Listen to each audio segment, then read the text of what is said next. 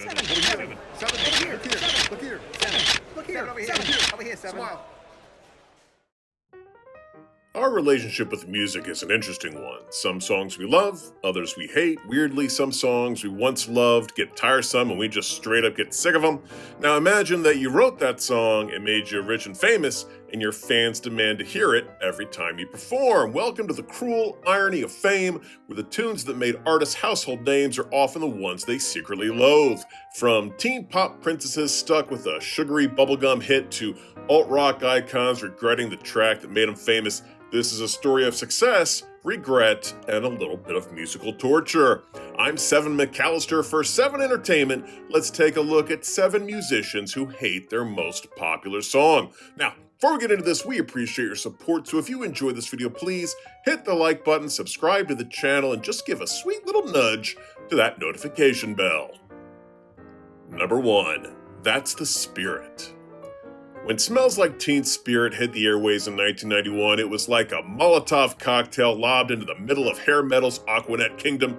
Nirvana went from scruffy Seattle nobodies to reluctant spokesmen for an entire generation, and all because of one sludgy 3-chord anthem that sounded like punk rock had raided the garage of classic rock. MTV could not get enough of the video, high school cheerleaders in anarchy gear, a mosh pit of sweaty teens, and Kurt Cobain mumbling lyrics nobody could understand, but everybody screamed anyway. Shot up to number 6 on the Billboard Hot 100, sold millions a copy, and basically marked the day grunge killed glam. Here's the problem, Kurt Cobain absolutely hated it.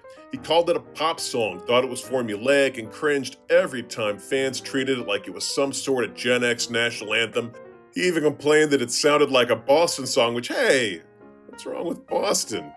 By the time Nirvana was headlining massive festivals, Cobain was sick of opening shows with it, sick of closing shows with it, and definitely sick of hearing drunk frat boys scream it back at him like they'd found religion. Irony, of course, is that Smells Like Teen Spirit made Cobain a legend while annoying him to no end. He wanted to be an artist, the world wanted him to be some kind of grunge jukebox, and no matter how much he loathed it, the song never stopped smelling like money to everyone else.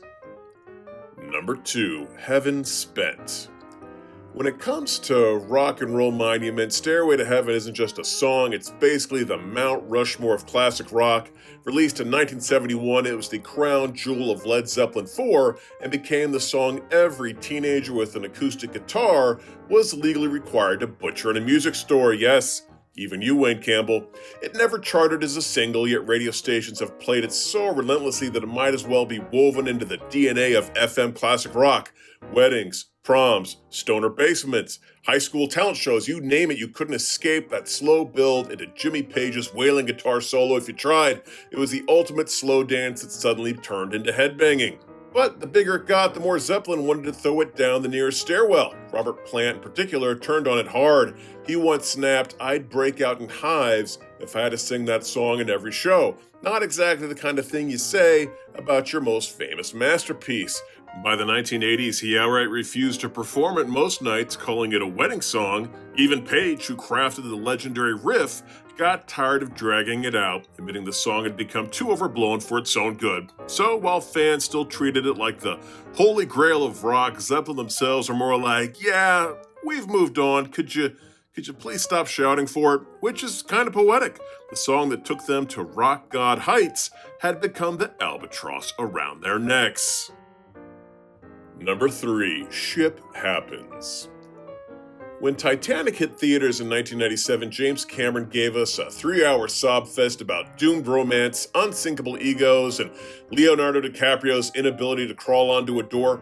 But what really glued the whole thing together wasn't Jack and Rose, it was Celine Dion belting out "My Heart Will Go On" over the closing credits. That song was everywhere. Radios played it on a 24/7 loop, malls piped it in while you were trying to buy jeans, and middle school choirs slaughtered it at winter concerts. It topped charts worldwide, sold over 18 million copies, and bagged an Oscar, a Golden Globe, and multiple Grammys. For a while, it was the biggest ballad on planet Earth. But here's the plot twist. Celine Dion didn't even want to sing it. She thought the song was a little cheesy and initially said so. Well, she's not wrong. Took her manager convincing her to record a demo, which ended up being the final version because she refused to sing it again. And after it blew up, Celine quickly got sick of being haunted by that damn penny whistle intro.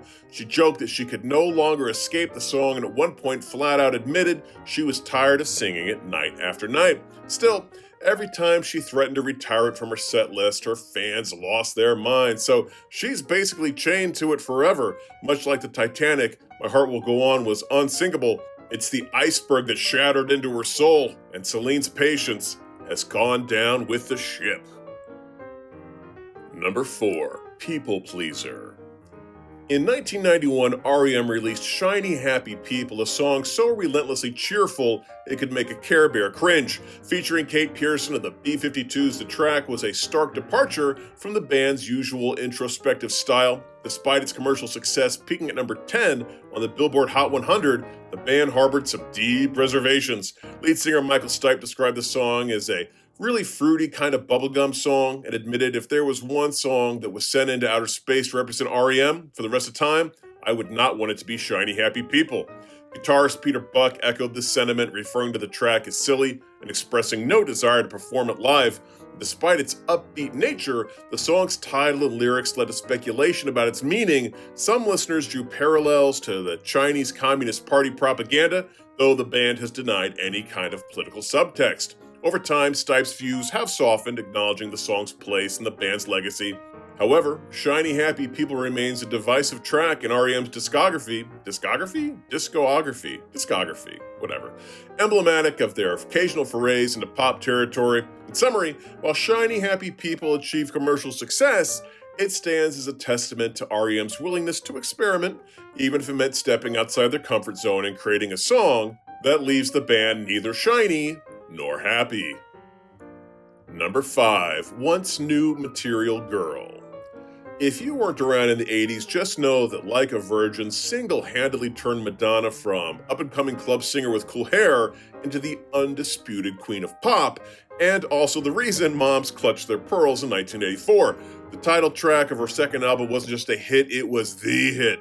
Number 1 on the Billboard Hot 100 for 6 straight weeks, a staple of MTV's rotation, and the kind of cultural lightning strike that made Madonna a household name and a parental nightmare. The infamous MTV Video Music Awards performance, you got Madonna rolling around in a wedding dress on the floor like she just discovered satin, pretty much set the bar for every shocking pop performance that followed. Britney Spears and Christina Aguilera making out with Madonna at the 2003 VMAs, yeah, that wasn't special, that was just a sequel.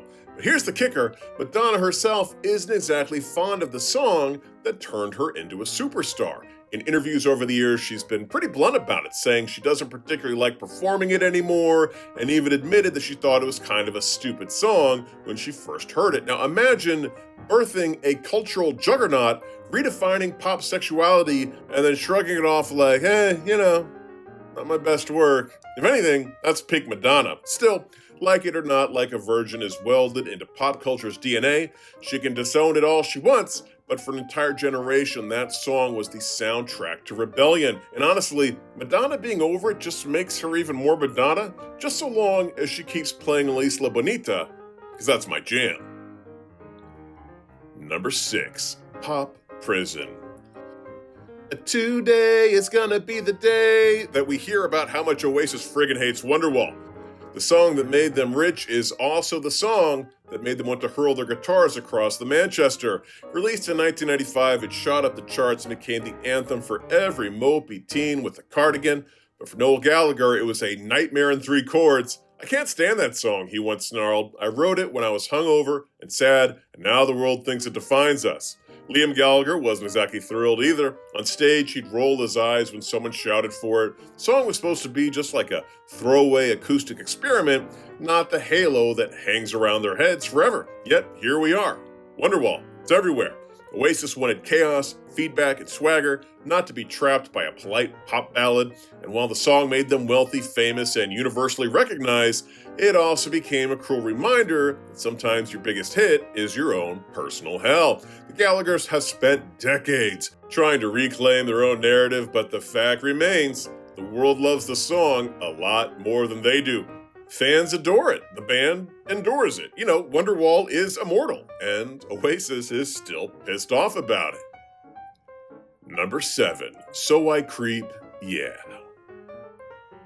Creep, the song that turned Radiohead into global alt-rock darlings and simultaneously became their biggest regret. Released in 1992, it climbed the charts, got stuck in your head, and became an anthem for every awkward teen ever. Problem is, the band hates it. Tom York has called it a hideous mistake and regularly groans whenever someone requested at a show, which I imagine is quite frequently. Johnny Greenwood even tried to sabotage the recording with intentionally wonky guitar riffs, probably hoping the universe would take the hint. Spoiler, it did not. It just made the song sound distinctive enough that millions of people embraced it. By the time Radiohead was touring with their next album, York was done playing nice. In Montreal, he snapped at the audience mid-show, saying, "F*** off, we're tired of it." Creep defined their early career in a way that just stuck harder than gum on a bus seat. And look, they wanted experimental art, orchestral weirdness, and a little creative mischief, not a one-hit wonder for angst-ridden teens. And yet, the song won't die. Radiohead may have moved on to far stranger, more ambitious projects, but the legacy of Creep lingers. Millions love it, the band hates it, and the rest of us just keep cringing and singing along anyway. Well, there's our list, and I leave out any other musicians who hate their most popular song. If so, please leave them in the comments section below. Also, if you enjoyed this video, please hit the like button, subscribe to the channel, and tippity-tap that notification bell. Until next time, I'm Seven McAllister for 7 Entertainment saying bye-bye.